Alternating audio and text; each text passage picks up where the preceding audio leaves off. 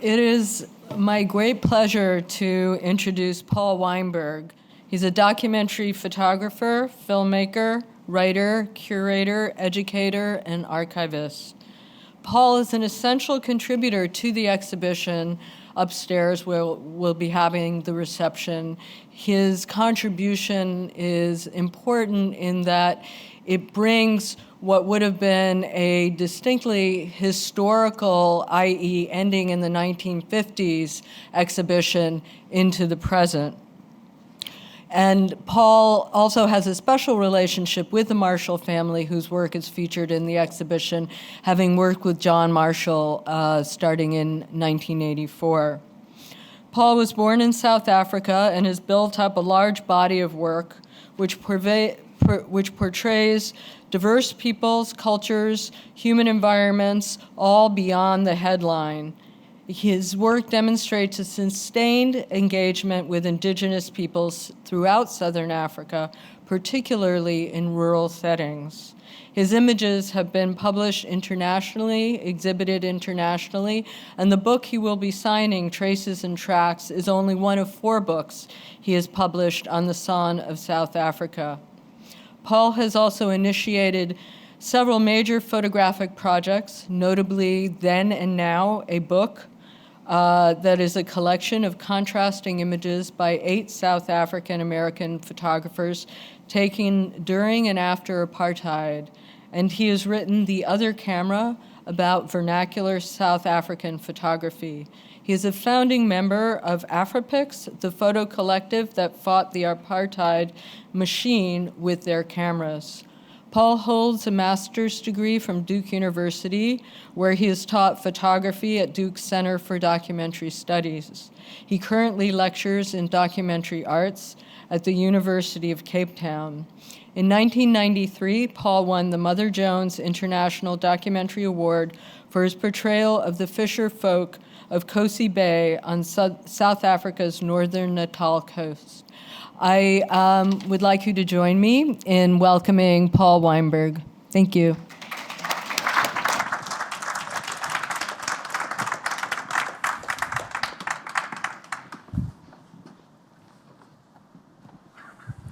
Thank you very much, Lisa, and thank you all for braving the cold weather and being here.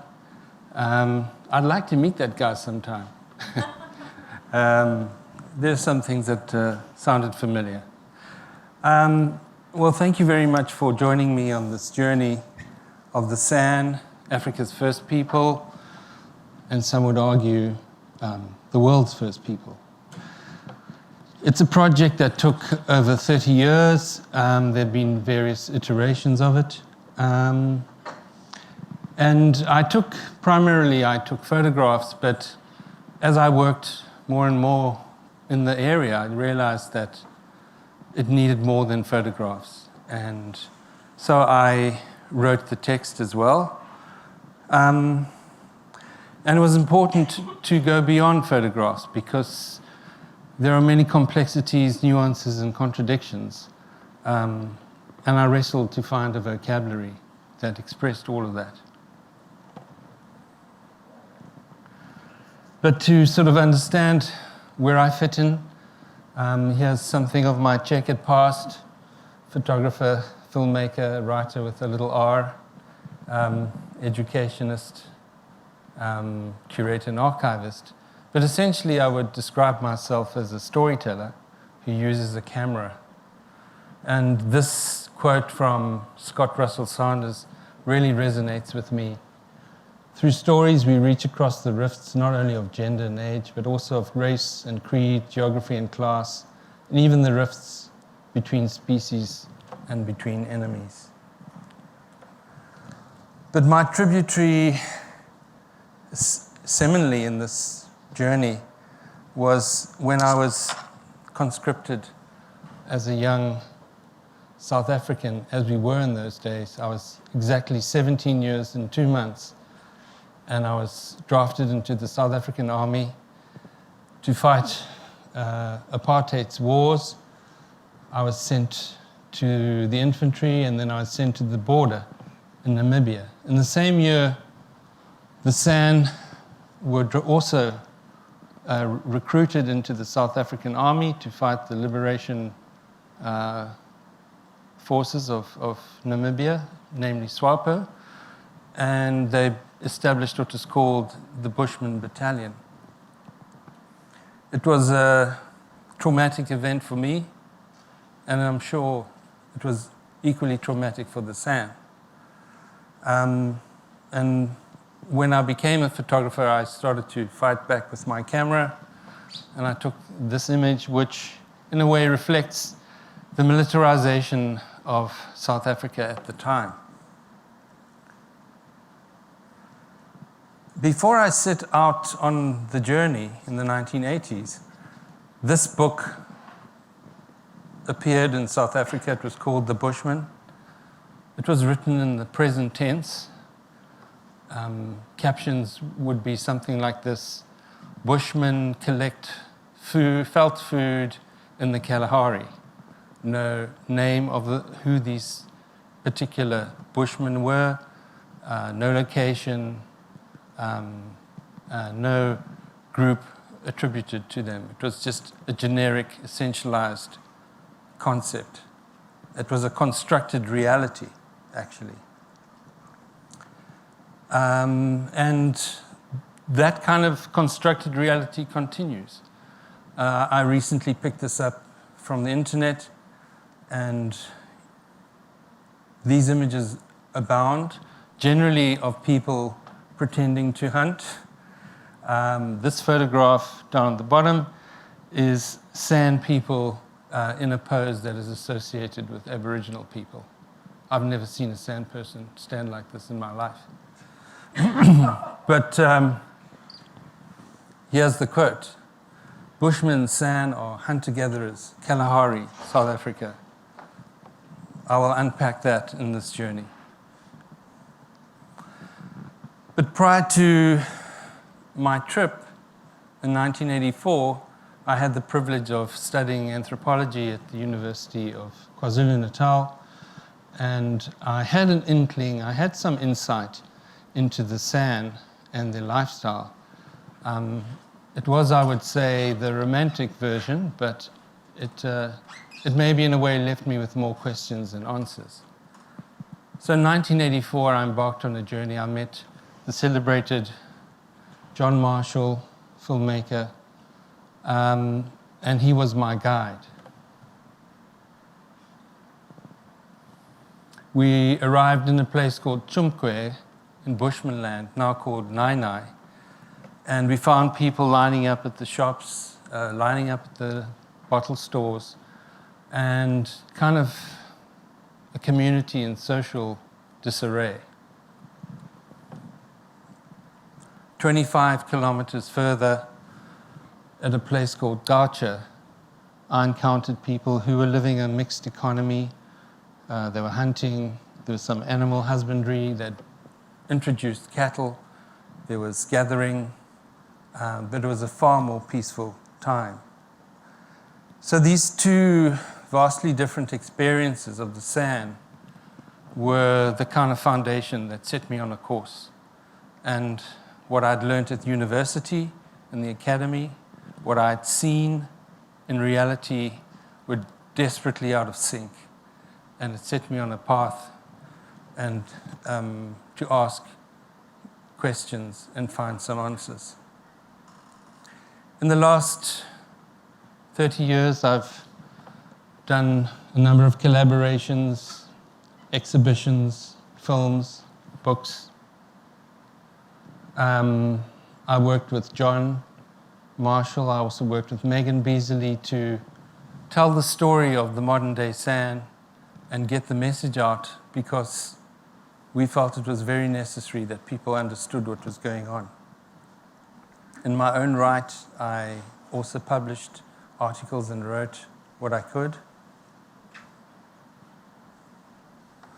But just to give you some sense of the San of today, or the modern San, you need to know that there are about 130,000 San who live in southern Africa, mainly in 3 countries, Namibia, Botswana, and South Africa. They speak 35 different languages, and the majority, the vast majority, and they share this in common, have been dispossessed. As I've alluded to already, militarization has had a dramatic and devastating effect on the San in this region, and they've been drawn into civil wars, not of their own making, in Angola, Namibia. Here is a photograph of San being discharged from an army base shortly before the 1989 elections in Namibia. But the representation of the San is by far, in a sense, the most problematic issue to be tackled. And John Marshall coined the term death by myth.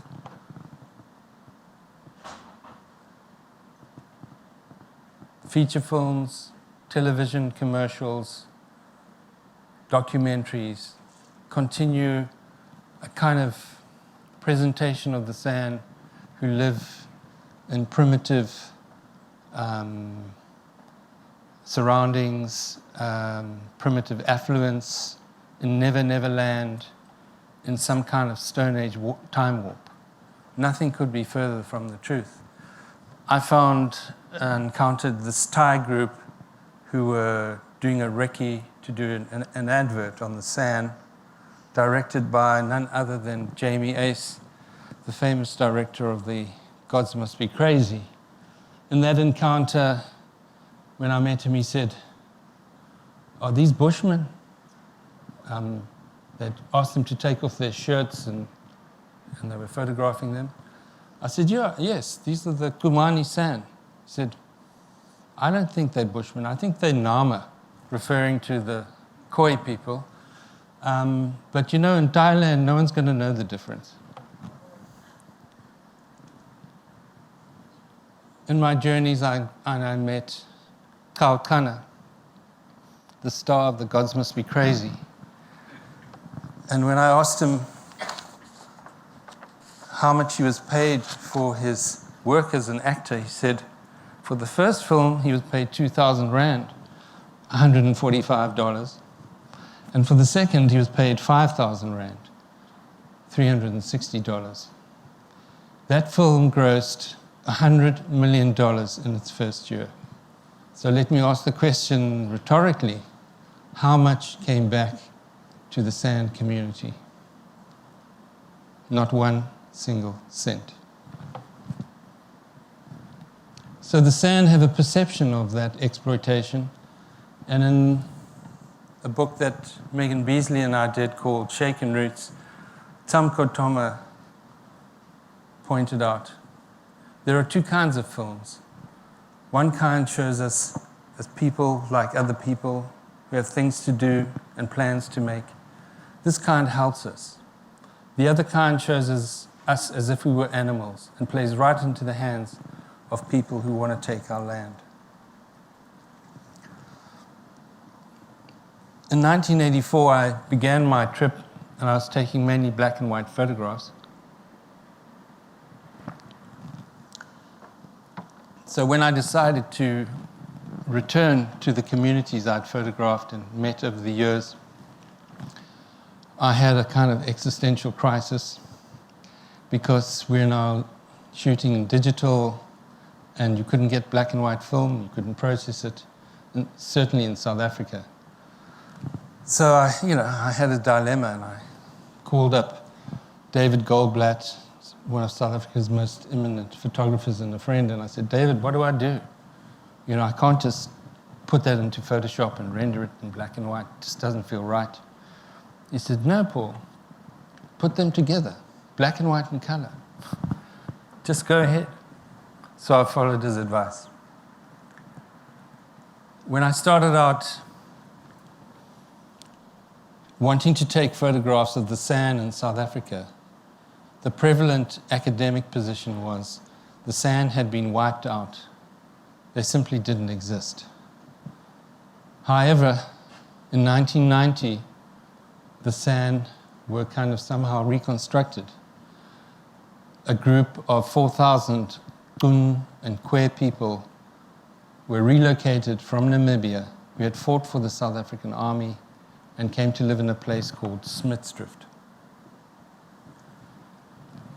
Between the Vaal and the Orange rivers in South Africa was where the Kam people lived in the 19th century.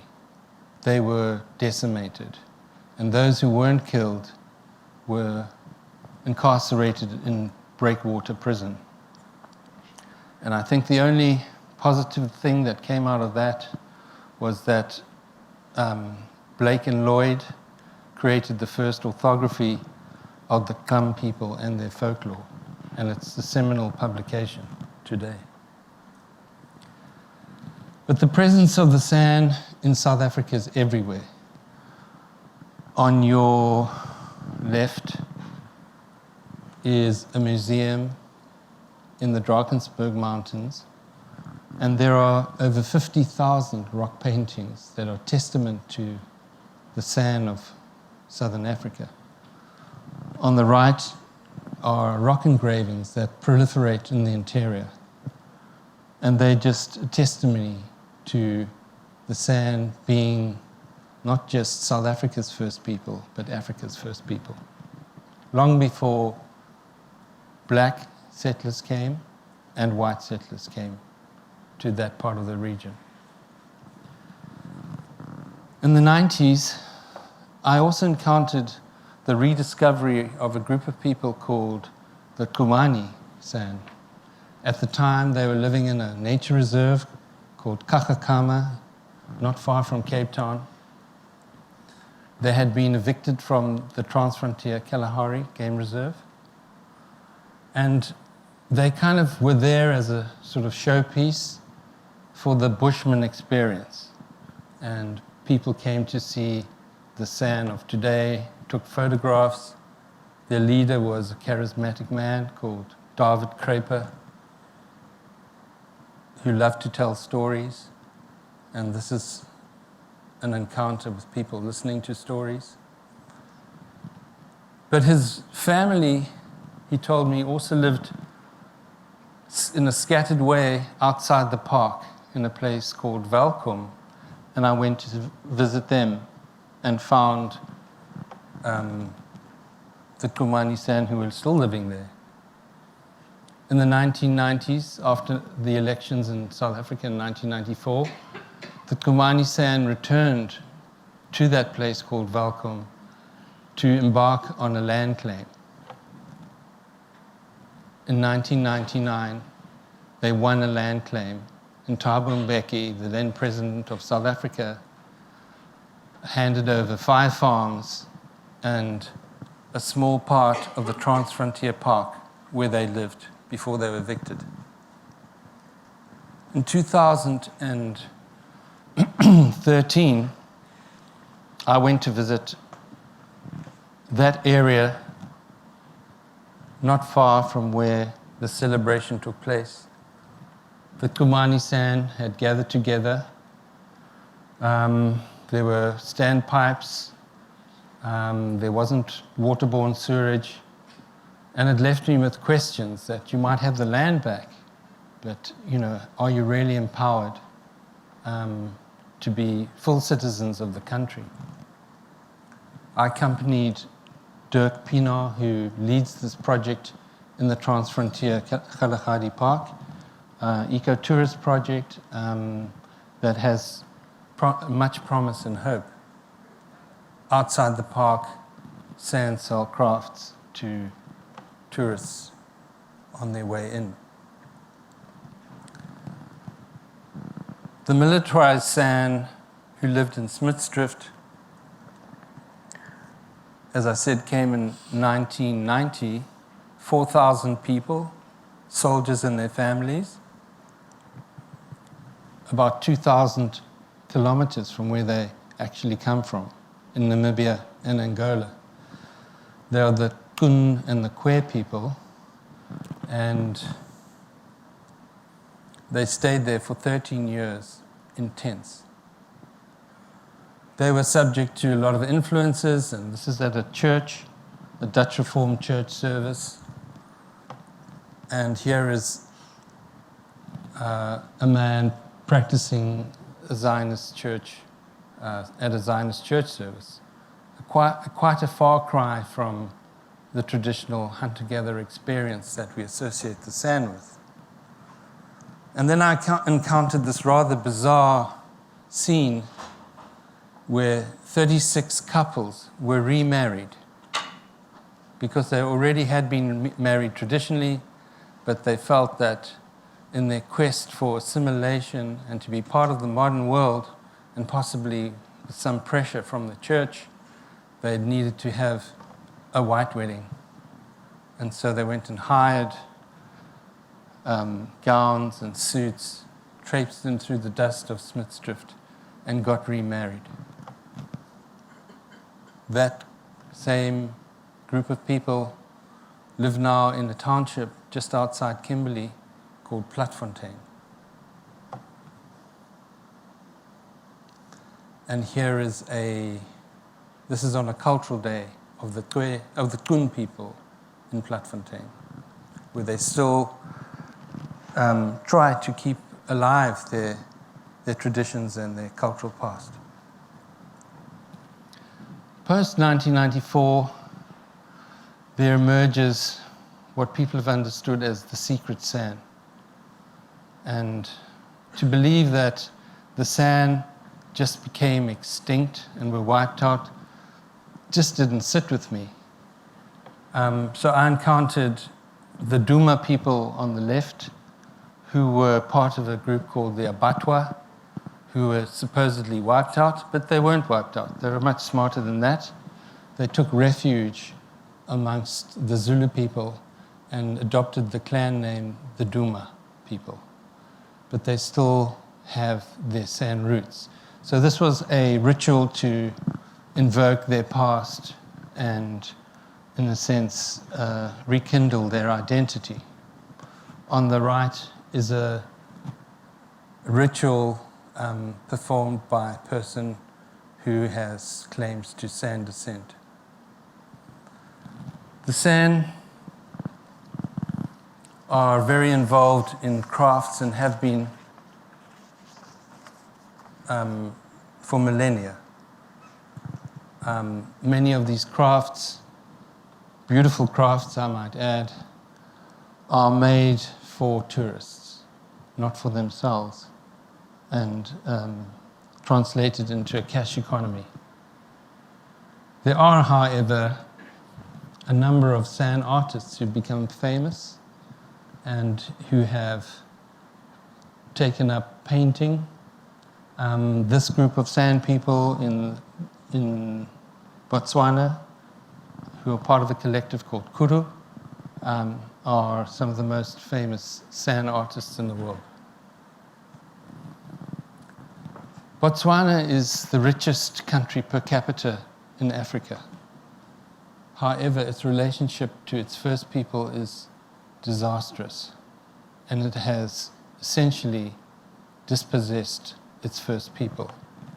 This photograph is of a Naro family who are itinerant farm workers who move from farm to farm. In the 1990s, my research took me to right into the heart of the Central Kalahari Game Reserve the size of Belgium. And this is a man called Roy Sisana, who lived in a settlement called Morocco. I was told that these were the last of the wild Bushmen. It was hard for me to believe that these were the last of the wild Bushmen. And when I arrived there, the men gathered round, and you know what it's like when you arrive in a place and you're searching for a common language. And out of various common languages, they didn't speak English, I didn't speak Setswana, I didn't speak one of their languages, but one of the men started to speak to me in Zulu. And then we had a conversation. It's a language I understand and can speak. And it transpires that the men in that area all went and worked on the South African mines. So how academics could have come to the conclusion that these were the last of the wild Bushmen remains something of a mystery. People lived on the land. There was some agriculture, cultivation. They herded goats. And at that point, they could still hunt. But most of the San people by then had been rounded up and induced into these settlements, overcrowded, overgrazed. And when I say induced, the lure to go into a settlement was to receive some goats and cattle. And that's how many of the San people were kind of voluntarily forced into these settlements. In 2002, Botswana enacted what many have called the final solution on the San. They removed the remaining 2,000 people who lived in the Central Kalahari Game Reserve. They moved them to 2 huge squatter camps on the south and the north of the game reserve. I accompanied a legal team, some San activists, and soon after that, and we encountered people who were resisting the removal and refused to leave. And let me just share with you that experience. In Metziamaneng, we met a community of people who were also resisting the removal. They were in high spirits. One of their spokesmen, Bopolo Gaborekwe, told us, "We like Metziamaneng because it's our origin. That's why we are refusing here. Government is saying we must leave this place and go other places, but we are saying no to that. God created us here. That's why we refuse. The government says people relocated voluntarily. We don't want to volunteer to relocate. We were brought up here. Our great-grandfathers are here. If you say, because this is a place for animals, we are saying no. The animals are ours. We know the animals. At times we die, the animals eat our bones. And other times the animals die and we eat their bones. So we are saying no to the government because the animals are ours."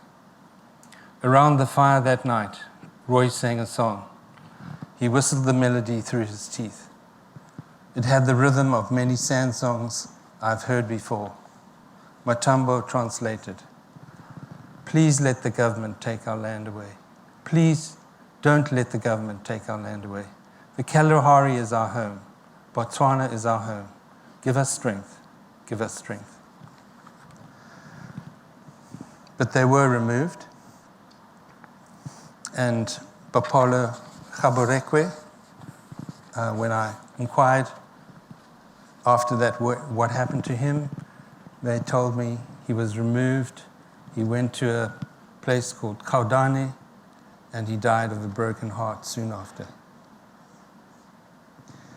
In 2006, the San managed to win an historic victory in the courts in Botswana, and they were granted the right to return. But this wasn't the 2,000 people. These were just the claimants in the court order. So not more than about 150 people returned to various communities. So in a sense, it was a Pyrrhic victory. And when I returned to visit these communities in 2013 and 14, I found the water holes cemented up and people returning to their traditional ways. These are tsama melons, and this is the traditional way that San survive in dry and arid areas. In Morocco, there were signs of life.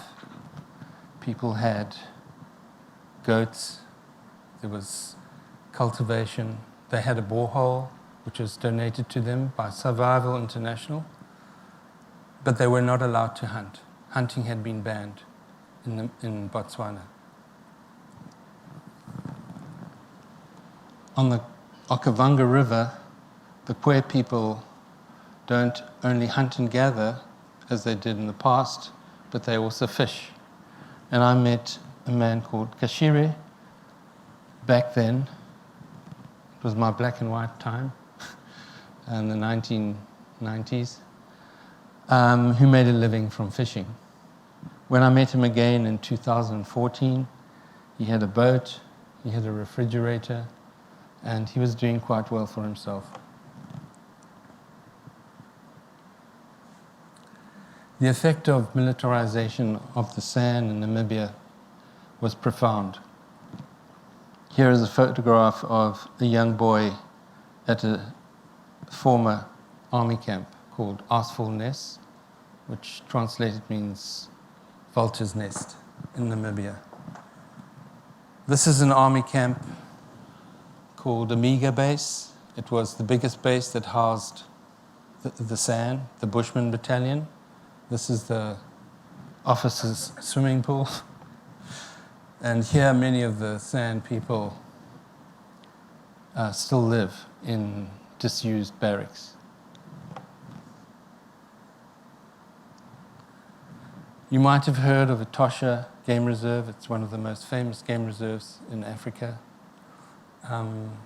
It's been curated and looked after by the Haikung for centuries. In the 1960s, the Haikung were also evicted from the game reserve. And when I visited them, they told me they'd lodged a claim and they were fighting for their land back.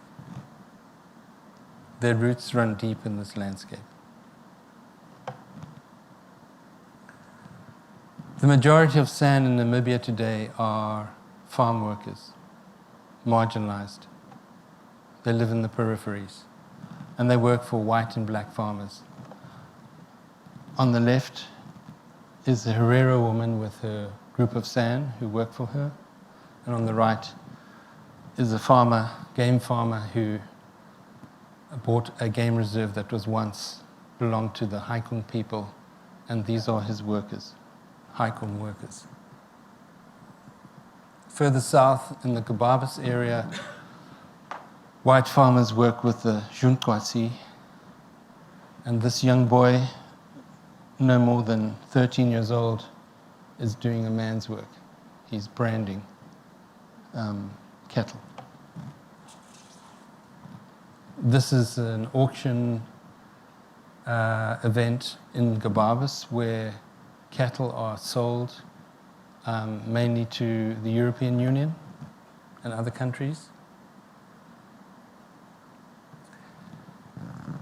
But the last San who have access to the land in a real sense are the Junkwasi, the same people that the Marshall family encountered in the 1950s. When I first arrived in 1984, there was one settlement. It was called Gaucha. Today, there are 35, and there are boreholes, and people practice a mixed economy of agriculture and animal husbandry, ecotourism, and whatever else. In my time and in my journey, I've been privileged to go on hunts with the San and walk with them in the landscape and understand and be part of their incredible knowledge of the landscape. This is one of those villages where people have the land and can survive. In 1989, Namibia gained its independence, and I was in a place called Karoo when the United Nations dropped off the ballot boxes. So I got to see the freedom not only of Namibians but of the San people from their perspective.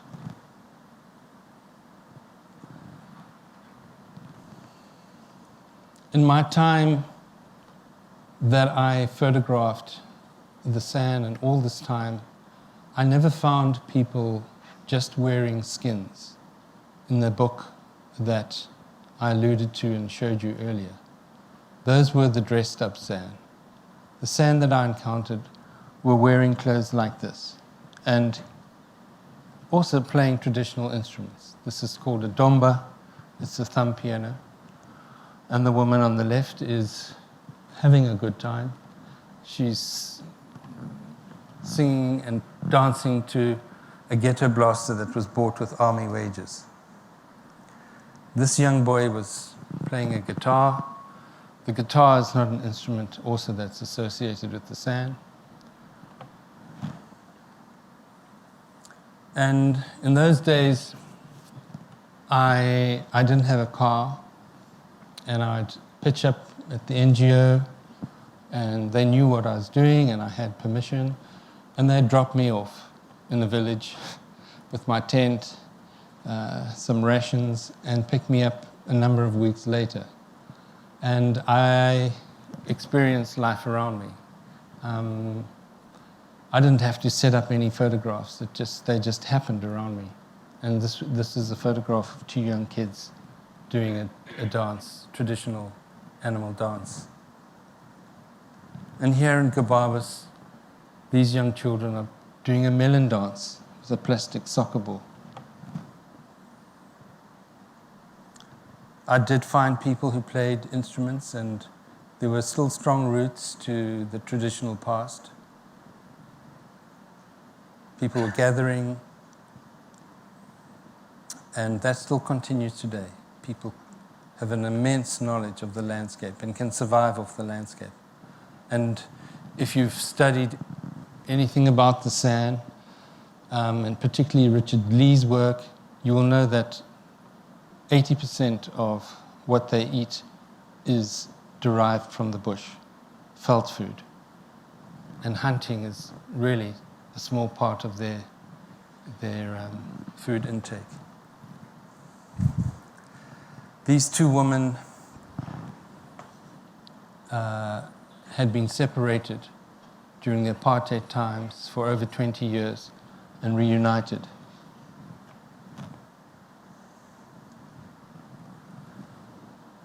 When I first went to visit the San, I stayed in a place called Gaucha, where Ngai and Gunda lived. And John Marshall made a brilliant ethnographic film called The Story of Ngai. And if you see the film, she's playing an instrument called a gwashi, and it's a meditation. She's talking to John, and she's kind of speaking about her life story, but all in a song. It's a brilliant film. So I thought I'd go and visit and remake contact with Ngai and Gunda. And we arrived there, and only to hear that Ngai and Gunda and a whole lot of others have gone to a farm in Windhoek owned by Angelina Jolie to do their Bushman experience there. So I missed out on seeing Ngai and Gunda, and this is their family, 3 generations. When I took that photograph of the young boy in the helicopter, I was staying in a place called Karoo, and at the same time I photographed a couple called Koma and Ngam, who lived in Karoo, and I hadn't seen them for a long time. So when I saw them in 2013, I brought them a book, and I showed them, and they're still alive, doing well, and that's Toma, Koma, and Ngam. Ecotourism is probably one of the major ways that the San can survive today. And this was an ecotourist experience on the San's terms. We had a suite of possibilities and opportunities that we could choose. You could do a morning walk, afternoon walk, a full day. You can experience a dance performance. So we opted for a morning walk. People dressed in traditional clothes to show us how they had lived in the past. And it wasn't make-believe. It wasn't just for the camera. People, in a very short space of time, showed us how incredibly knowledgeable they are on the landscape. Within 5 or 10 minutes, they'd shown us a variety of plants that were edible, that were poisonous, tubers that they dug from the ground, and their incredible knowledge that they've carried over thousands and thousands of years still lives with these people. So it was very impressive. In similar vein, in a place called Karu, we found a group of people working, digging the land, and harvesting what's called devil's claw. Devil's claw can be bought in a chemist. It's an immune booster, but it only exists in the Kalahari, and it only emerges at certain times of the year. And the San know exactly where and when to harvest it. And in a way, this is another way that they make a living. And Kaut Kashe, on whose land this was, shared this story with me. I grew up working under white farmers. I couldn't do things for myself. Those days I worked on the farmer's time and for others people's money. I was paid 30 Rand a month in rations. I think that's $3 a month. It was hard work, no school. Children also worked on the farm like I did. Now I am a farmer and I make the money. He's talking and referring to his life in Nainai. Here I collect firewood. I build my own house. Life is good now. I make my own life.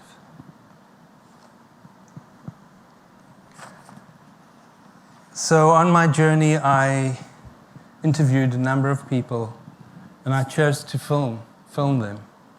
And on one level, it was a record of people whose voices I felt were necessary to hear. And in the exhibitions that I've had, I've created an installation called Voices of the San.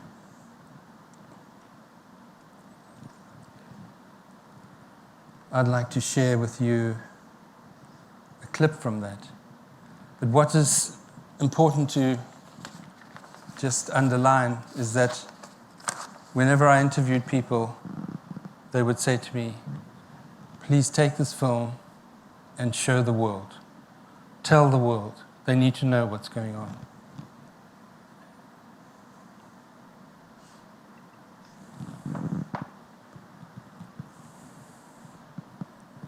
Lehatsi le ke la rona re ntse mo lehatsi le Batswana ba sambe ba le ko bo South Africa Batswana re nna mo lehatsi le ke rona batho ba nta go nna mo lehatsi le matota wa bona lehatsi le lo ke matota re tsamaya re boa bana ba golo baswa basadi ba golo baswa go sala ba basala until now re ta go thaselwa ke formente a re hurusisa ra bo yuqati ra bo tsere re a bo kaudwane ka gore hentsha gore phusha yano re sampe re gana ra diphologolo tsa rona I closed re ntse re tsoma re bola re ja yano closed kore foromento wa Botswana a re tsenya dipi mo go rona a ba tsenya di haka mo go rona gore kana re tabole mmuo re je mmu I don't know. That's how we have lost everything. We have lost our culture, we have lost our language, we have lost our identity. And now government is even trying that metaverse to even let us lose our own land, which is a foundation of us, which is a root. If you take me from Edosa to the farm now, do I have a root? No, I don't have a root. Do I have a story to tell my kid? No, I don't have a story to tell I cannot even tell my kid where I'm coming from and where I'm going. So that's where we stand today. So we say, and we claim, and I believe in my heart and in my spirit and everything of mine, that I am a Haikam person and I was born here and for a purpose, and God put me here, and this is my land.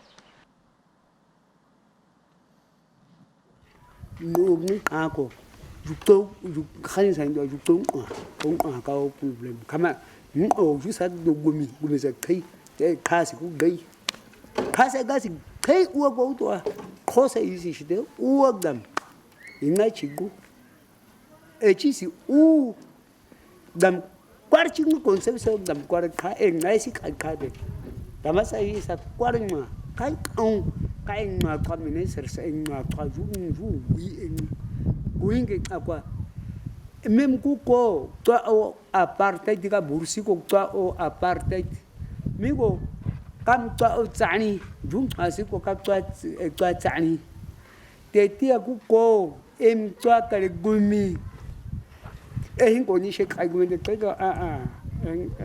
ta kan na gumi ka en na gumi de kwa ka e ka asa sigas ta hin ta men ti sa men de yo argo chika ku stem go yo ari chase ka kum ka ka shiga ku ho muri ra chase chi jami ku kai muri ra chase mi ja me free.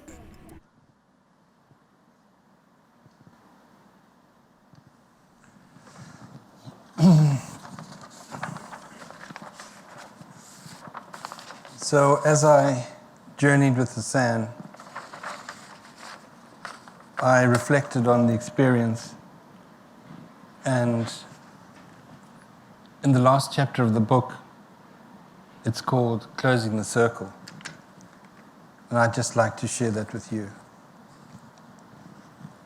In Andriesvale, I met Belinda Craper for the first time, a slight woman with an outback leather hat. She was intense, energetic, and passionate. She had deeply immersed herself in the lives of the San and was married to Fetket Craper, the artist. I need to help my people spiritually, she told me. She talked about the importance for the San to return to a holistic way of being. In mystic or esoteric language, she could be referring to what is often described as essent energy, energy that is aligned with a spiritual force that draws its strength from the natural environment with which it shares a symbiotic relationship. In its absence is a deep wound that many encounter when dealing with the San of today, a kind of self-destruct button, a loss of self-worth, and a deep erosion of core values. Belinda's cry for help is centuries old. In the years that I've been on this journey, this cry has been amplified by the San themselves, their representative groups, human rights activists, diplomats, concerned anthropologists, committed lawyers, and caring celebrities. It's a cry that is seldom heard and seldom dealt with by those in and with power. About 10 years ago, I was privileged to be part of a traveling troupe of musicians. My contribution was to accompany the song with slides. One of the musicians participating, Neil Solomon, sang a song dedicated to the San. His interaction with the San was not academic. He used his intuitive artistic sensibilities to interpret creatively what he felt was happening to the first people on this planet. It is one of the most beautiful songs I've ever heard. I sing it to myself regularly. It is a metaphor for Belinda's cry for the San and my journey. It's called, Can You Hear My Call?